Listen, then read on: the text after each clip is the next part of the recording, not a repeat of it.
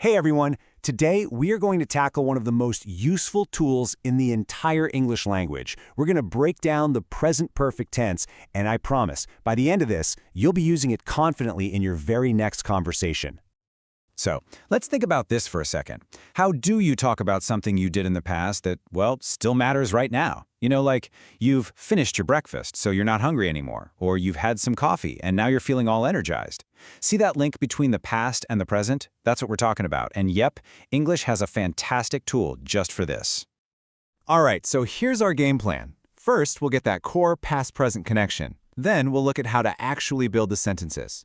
We'll spice things up with some keywords, clear up a super common mix-up between gone and been, then see how this works for life experiences.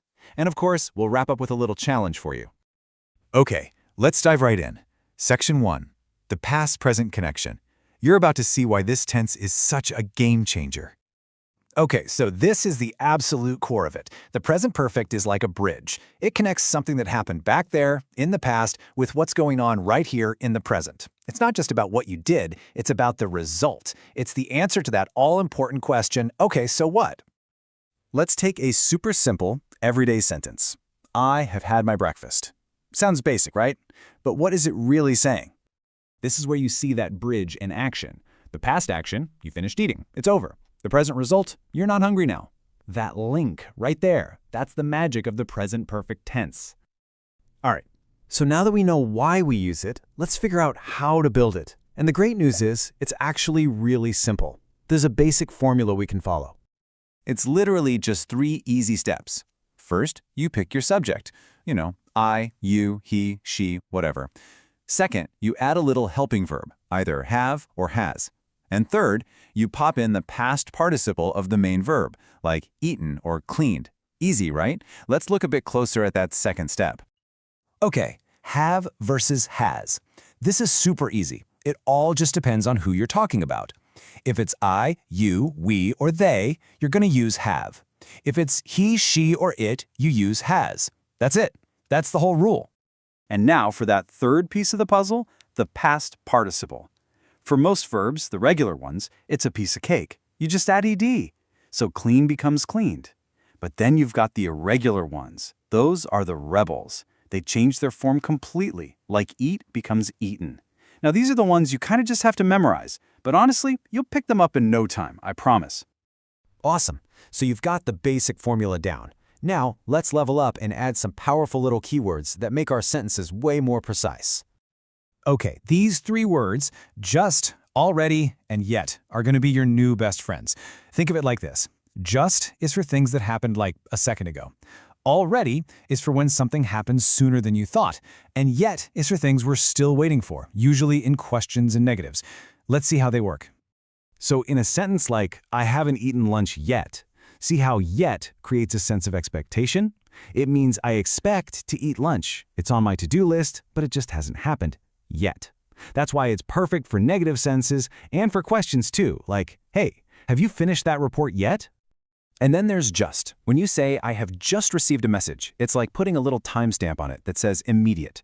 Not yesterday, not even an hour ago. It happened literally moments ago.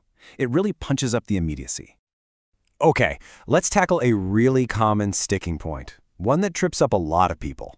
It's the difference between gone and been. They're both past participles of go, but they mean totally different things.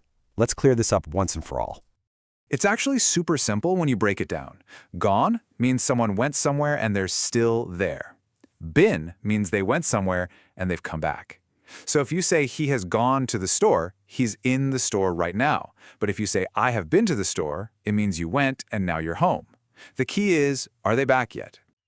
So we've been talking about daily stuff, right? Like coffee and breakfast. But the present perfect is so much bigger than that. It's actually the perfect tool for talking about your entire life, all the experiences you've collected along the way. And the magic word for this is ever. When you ask someone, have you ever eaten pineapple on pizza? You're not asking about last week. You're asking about their whole life, from the day they were born until right this second. It's such a great way to get to know someone. And on the flip side of ever, you have never. It's pretty straightforward. It means it's 0 points in my entire life. It's how you talk about the things you haven't experienced. For example, I have never been to Japan means that in my whole life, that trip just hasn't happened. All right, we've covered a lot of ground. We talked about what this tense is, how to build it, and why it's so useful. We've seen it work for tiny daily tasks and for huge life experiences.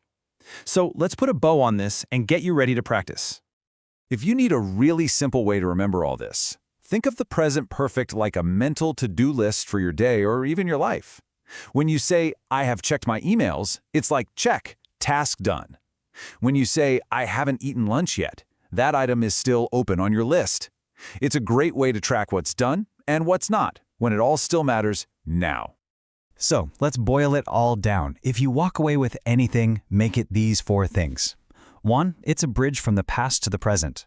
2, the formula is just have/has plus that past participle. 3, keywords like just, already, and yet give it more detail. And 4, you can use it for your whole life with ever and never. And now, it's your turn, because the absolute best way to learn this stuff is to actually use it. So here's your challenge. What's one thing you have done today? Just think about it. Maybe you've had a cup of coffee. Maybe you've learned something new from this explainer. Whatever it is, just thinking of that one sentence, that's your first real step to mastering the present perfect.